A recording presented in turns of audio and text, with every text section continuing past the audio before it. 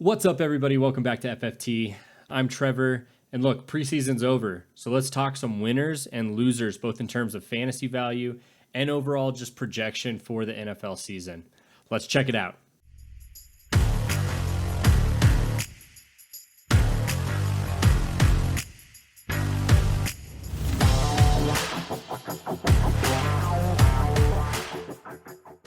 All right, let's go ahead and start with my first preseason winner, and it's none other than the Pittsburgh Steelers. Last year, they were just over 500 with a 9-8 season, and I think that they're taking the next sort of step up when it comes to their division. They're in the NFC North with the Bengals, Ravens, and the Browns, so they're in a pretty tough division. I think the Ravens have everything going for them this year, and obviously the Bengals with Joe Burrow, they're excellent, and even potentially the Browns with Deshaun Watson potentially kind of having a resurgence.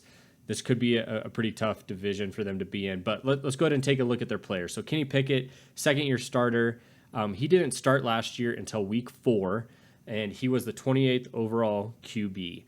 He had a 63% completion percentage, 7 touchdowns, 9 interceptions, not great, and a passer rating of 76.7.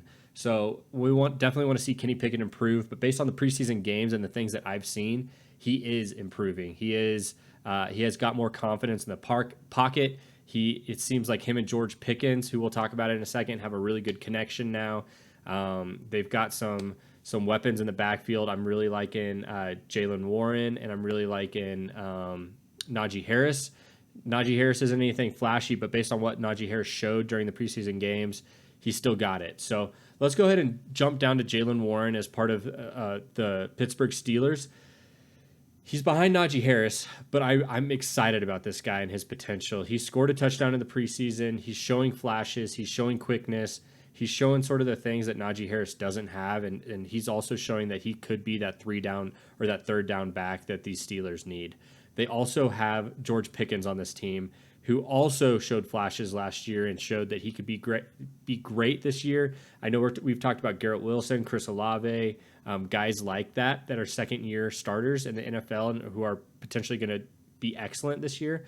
I think George Pickens is kind of a sleeper a little bit. I think that he could be in that group with those guys, could potentially be a top 10 wide receiver in my book this year. He had 3 targets and 3 receptions during the preseason games, and he had a touchdown. So one of those 3 receptions was a touchdown. I think he was averaging like 27 yards per catch, which is pretty great. And then they also have Pat Freiermuth, who I'm taking in my leagues, by the way, as sort of a later round tight end. Pat Freiermuth had 2 targets, 2 receptions, and also had a touchdown in the preseason games.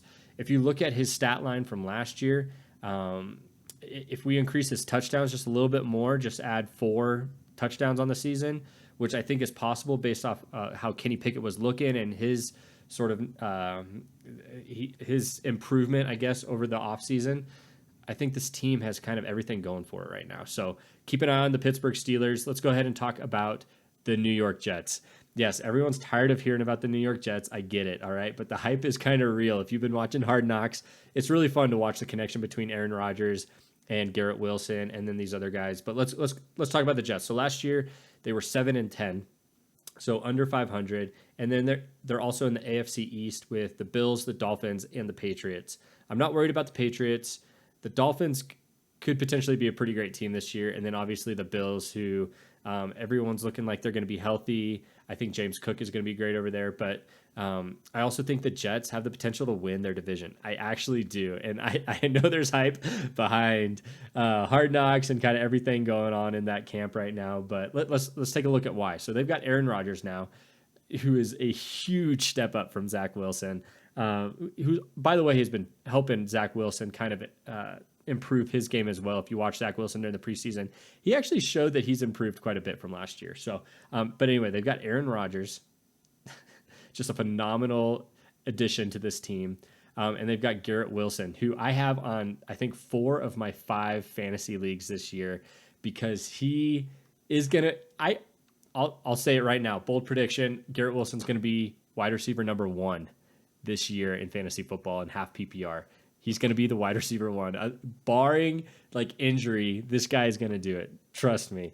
But Garrett Wilson, he had 3 targets, 3 receptions, and a touchdown. And the receptions he only had 3, but he is so fast. His separation from defenders is incredible. I really love watching this guy play. And every time my wife watches me watch the preseason games, every time he is involved in a pass play, I just have this huge smile on my face, and my wife laughs at me about it. The only sort of thing that it's got me worried fantasy-wise for the Jets is the Breece Hall, Dalvin Cook situation. I don't know who the RB1 is going to be for this team. Breece Hall was obviously exceptional last year. Dalvin Cook obviously is exceptional and continues to be exceptional. Now that Dalvin Cook is part of the team, I'm really not drafting either of these guys if I can help it in fantasy football. If Breece Hall gets healthy, is he going to be the RB1? Is Dalvin Cook with Breece Hall out going to show that he's going to be the guy? It's yet to be determined. That's the only sort of negative thing when it comes to fantasy on this team. Everything else they've got going for them. I'm really excited about the Jets. Number 3, the Bears. The Bears. Last year they were 3-14. They were real bad last year, and they're in the NFC North with the Vikings, Lions, and the Packers. Which that division shouldn't be laughed at either. I think the Vikings are underrated, quite frankly. The Lions, I think, are just, their trajectory is just shooting up. And then the Packers, Jordan Love continues to show that he is the real deal. So being part of that division is tough. But let's talk about Justin Fields. During the preseason, he hit 5 of his 9 passes and 2 passing touchdowns. He also is shown that he's still the mobile quarterback that everyone wants. He's the Jalen Hurts light. He's the guy that you can get at a discounted rate and could have just as great of a season as Jalen Hurts. And he just continues to improve. And I think the weapons around him now, let's go ahead and talk about it. DJ Moore. DJ Moore had 3 targets, 2 receptions, and a touchdown. And that connection just looked valuable. It seems like they've sort of got, it looks like so he only had 3 targets, but Justin Fields, I don't know if you noticed, he was eyeing sort of DJ Moore as his first read on every pass play almost. And so, and the separation that DJ Moore gets too, I think that DJ Moore's finally found himself a home, and I think it's going to be a good connection with him and Justin Fields. Then also Khalil Herbert. I don't know what to think about Khalil Herbert. I really don't. I was very high on him earlier in the offseason. There's no reason for me to really kind of get lower on this guy now, other than he wasn't phenomenal in the preseason. He wasn't bad, but he wasn't phenomenal. And I just don't know with Justin Fields as a quarterback. I just don't know if I'm taking him as like an RB1 or an RB2 on my team. I'll draft him if he drops, but I'm not sure. We'll see. But the Bears, I think that you can't do worse than 3-14. So I think they shoot up this year, and I think that they are definitely preseason winners. And then let's talk about my last one. It's not a team, it's a player, Calvin Ridley. I've talked about him in my top wide receivers video. Go check it out if you haven't already. But he's got a great connection with Trevor Lawrence. This guy, he hasn't played since 2020, 2021. And he took 2 years off, 2.5 years really, and is now back, and he showed that he's still got it in the preseason. I'm excited about this guy. I'm drafting him because of where he's going. He's going at like the end of the 3rd round, and I think that it's an easy decision. When you're talking about guys with potential to be a top 10 wide receiver, this guy absolutely has it. He's done it in the past. He's a little bit older now, and he's been away from football for a bit, but he's still got talent, and it was fun to watch him play in the preseason. He's got Christian Kirk and Zay Jones behind him. Nothing to be worried about. He's going to be the wide receiver 1 of this team, and the Jacksonville Jaguars are just like these other teams I mentioned. They're also trending up, and so I have all the confidence in the world that Calvin Ridley is going to do way better than what his ADP suggests. So if he drops to you, consider taking him. Because I think that he'll be excellent, and he's another one of these sleepers we're talking about. And then finally, just as kind of an honorable mention, Jordan Love. I've talked about him too in my quarterback video. Go check that out if you want as well. I've got a top 3 of each of these positions. But Jordan Love, we're not going to dive too much into it, but he is showing that he's got the confidence and the skill to come and replace Aaron Rodgers now that he's gone. So excited about all those guys. Those are all my preseason winners. Let's go ahead and dive into my preseason losers. Number 1, the Cardinals. All right, last season they were 4-13. I bet it's their record's worse this year. They're in a division with the 49ers, Seahawks, and Rams. Kyler Murray's on the PUP, which means that he's at least out for 4 weeks. And then they're trying to figure out on this team, I don't know what they're doing. They're trying to figure out who's going to win the position, either between Joshua Dobbs and Clayton Tune. You're like, who's Clayton Tune? I had to look up who Clayton Tune was. I don't even know who this guy is, but they acquired him. And one of these guys, I don't think they've announced a starter. Maybe they will by the time you watch this video. But neither of these guys are gonna do incredible things. I forget who they start playing at the beginning of the season. I can't remember. It's irrelevant. They're gonna lose the game anyway. The Cardinals are not exciting. They are definitely my number one loser in the preseason. Their team, even in preseason games, it just looks like it's in shambles. It's hard to watch. Number 2, Jonathan Taylor. He's also on the PUP, which means that he's at least out for 4 games, and he's still looking to be traded. Oh, man, this guy is going at the end of the first, beginning of the second round. He's not worth a 5th-round pick, in my opinion, right now, because you don't even know where and when and if he plays this year. He's looking to be traded. And so here's the thing. Even if he ends up on a team, he's looking at the Dolphins right now, but he's still hurt. Teams don't have money really to acquire running backs of his caliber at this point. They just don't have the funds to do it because their teams are rounded out now. They're trying to shed weight, not acquire a new financial burden for their team. And so it's hard. The Jonathan Taylor situation's hard. He's definitely a preseason loser in terms of fantasy. He could end up being still on the Colts midway through the season and have an excellent year from then on.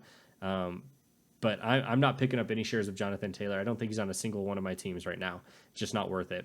The sort of silver lining with Jonathan Taylor is Deion Jackson. Behind Jonathan Taylor is Zach Moss and Deion Jackson. I think Deion Jackson could be the starter for the first kind of 4 games for the Colts, and it could be valuable for him. With Anthony Richardson not being an incredible passer, Deion Jackson could be the guy that they look to help in that running back room. So keep an eye on Deion Jackson. You heard that name here first. Trey Lance is my next loser in the preseason. Not because of what he did or didn't do in any games that I watched, more because of what happened during the preseason. He got traded to the Cowboys. This is like a death sentence for Trey Lance because if he had stayed on the 49ers, he would have at least had the potential, with the way the 49ers players get injured all the time, to at least see the field and start a couple games.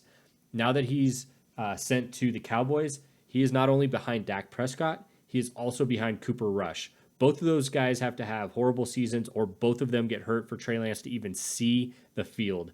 I feel really bad for this guy. I think he had a ton of potential, but definitely a preseason loser. Let's talk about my second to last preseason loser, and it is the Denver Broncos. Okay, look, I'm a Denver Bronco fan. I live in Colorado. Last year they were 5-12, but they're in the AFC West with the Chiefs, the Chargers, and the Raiders, all of which I think are going to be good teams this year. Jimmy Garoppolo, we'll see if he's the real deal. But there's not really anything to be excited about for the Broncos. There's a couple highlights, and we'll talk about them in a second, but Sean Payton, not excited about him. I'm not a fan of his sort of media shenanigans and the things he said about Nathaniel Hackett and those kind of weird quotes. It seems like he's sort of hedging his bets and not... the way he's talking is making it seem like, look, if we have a bad season, it's not my fault. He's the sort of off comments that he's making show me that he doesn't believe in his team right now, and also that we shouldn't believe in his team right now, and that it's not his fault if they do poorly. So I'm just not liking the vibes from Sean Payton. Javonte Williams, let's talk about him for just a second. Is he really healthy? I have him in a few of my teams. I'm taking the risk on this guy. If we look back before he got injured, he was doing incredible things with the Broncos. I was very excited about him. Samaje Perine came in after he got hurt and also did very well. So it's like, for fantasy-wise, who do you take between these two guys? Do you take the Javonte Williams, who has the incredible upside if he is really healthy and ready to go, or you take Samaje Perine and and kind of hope that Javonte Williams gets hurt. That doesn't really feel good. But, I don't know what to do with these guys. If you can get both of them, Samaje and Javonte, I would recommend doing it, because either one of those guys, if Javonte gets hurt or he's not healthy, it'll be one or the other. So that's what I recommend doing fantasy-wise. But I feel bad because this team, the running back room, I don't know. I don't know how I feel about it. And then Jerry Jeudy has a hamstring injury. I don't know how long he's going to be out. He's not on the PUP, but I've pulled my hamstring before, and it takes a long time to heal depending on the severity of the injury. I mean, it took me months, and I guess I'm 32, so I'm a little bit older than these guys, but not a fun thing. But again, silver lining with this team, I would say Marvin Mims, the rookie who's coming in with Jerry Jeudy out, and the talent of Marvin Mims. I don't know if you saw him in college, but he's got the talent. And if Russell Wilson can come back, come on, Russell. Maybe Mims can do some magic, or have some magic, or perform some magic, or cast some magic. I don't know. But Mims might be worth taking a look at, and maybe taking in kind of a later round for your team if you already have a good sort of wide receiver room. And then last but not least, my last preseason loser is CJ Stroud. He's not looking good. Out of all the rookie quarterbacks, which, I mean, it's really Anthony Richardson, Bryce Young, and him. Bryce Young is looking okay. Anthony Richardson is an athletic beast. I don't think anything he does you can say looks bad. And then, except for his passing, I guess. And then CJ Stroud isn't doing so hot. He was 11 of 18 passes, 89 yards, 1 touchdown over 8 series. So 1 touchdown over being on the field. I mean, I don't know. It's hard for me to root for this guy. I mean, I love who he is. I love his talent. But let's also look at his receivers. Robert Woods, he's only being drafted right now in fantasy football at 66% of teams.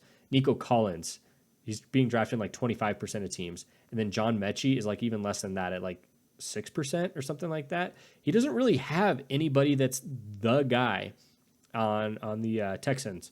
So it's hard to get excited about this guy. I think he's kind of our last preseason loser.